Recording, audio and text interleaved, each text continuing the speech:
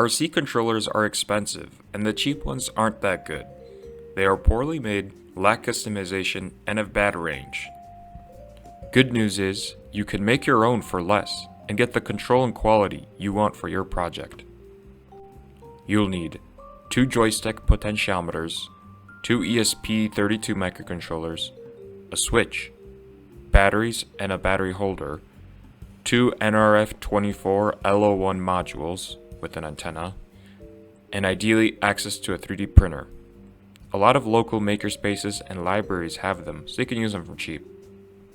First, you'll want to establish communication between the ESP32 microcontrollers.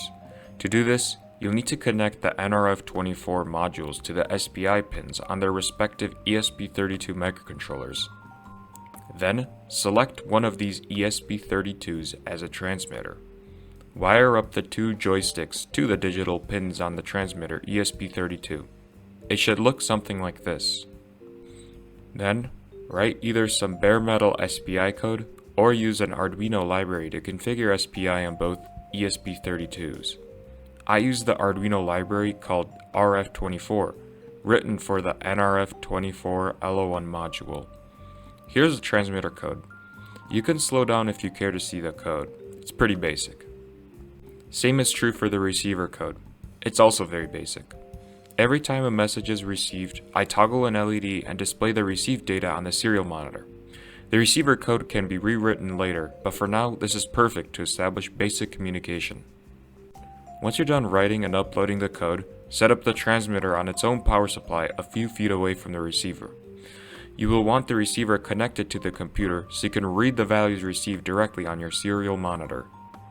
Once you power up the transmitter and open up the serial monitor on your receiver, you should start getting messages, as indicated by the flashing LED.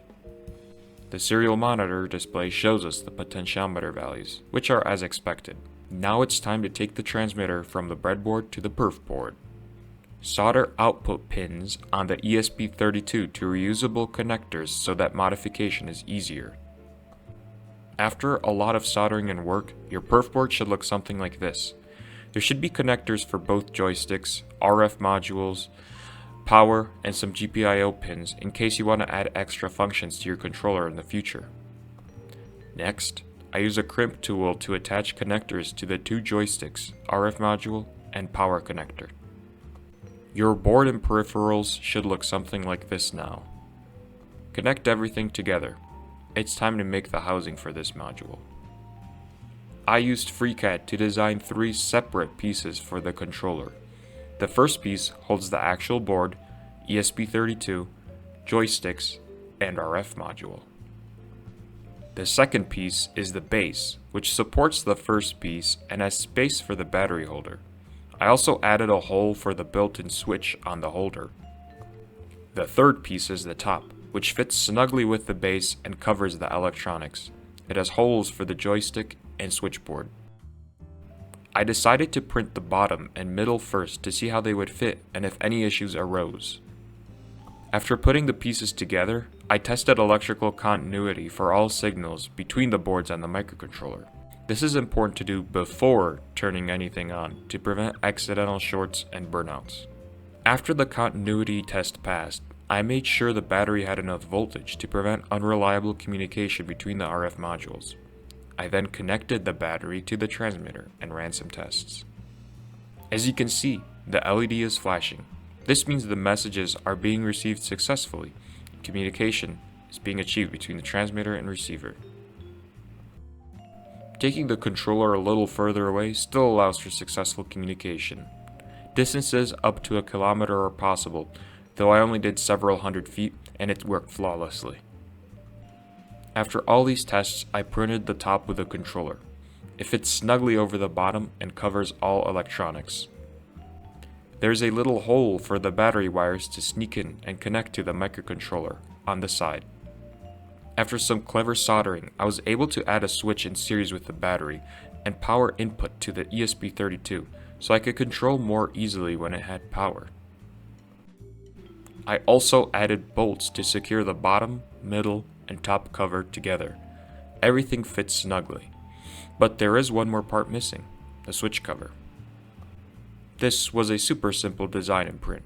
In no time I was screwing the switch panel onto the top cover, thus completing the mechanical design. But there's more programming still left to do. There's a fundamental problem with the initial code I wrote for the receiver. It's very difficult to make the receiver have predictable and timely responses to any input data it receives. This leads to various weird errors and overflows. Solution? FreeRTOS. It's a library written in C which makes the execution of code predictable and timely. I changed the original receiver code in the following ways. I turned all global variables into queues. Most are of length 1. I connected the IRQ pin on the RF module to the ESP32. It goes low when data is received, so I set up an interrupt on that low edge and store message data to a queue called MSGN. I added the task proc message, which processes any messages in the message in queue.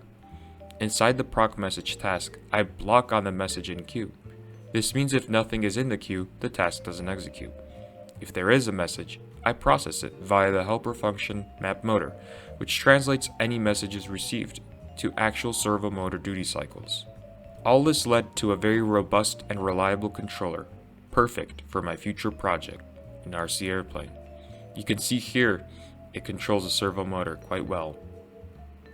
That's it, folks. Thank you for watching.